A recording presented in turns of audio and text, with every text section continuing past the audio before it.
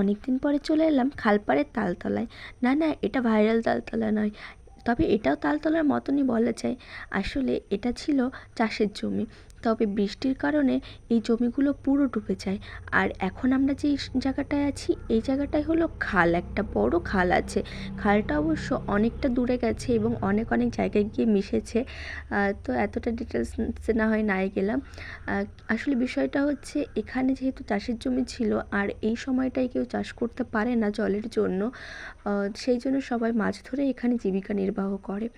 আমি তো প্রচুর মাছ ধরতে ভালোবাসি এবং দেখতেও ভালোবাসি মাছ ধরা, কিন্তু মাছ ধরে খাওয়া সেটা আমার খুব একটা ভালো লাগে না।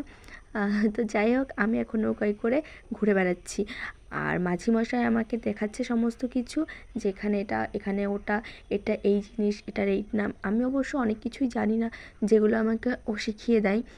তো এই আর কি। আর এখন আমরা আরও সামনের দিকে যাচ্ছি, হাতে মাত্র আধ ঘন্টা, তার মধ্যে ঘুরে ফিরে আসতে হবে, নইলে ট্রেন পাবে না। তো এখন দেখছি এই যে নিচে দেখতে পাচ্ছ, এগুলো হচ্ছে শাপলা গাছ। এখানে তো প্রচুর পরিমাণে শাপলা হয়, সবাই খাচ্ছে এবং নিয়ে যাচ্ছে সাথে করে বিক্রি করার জন্য।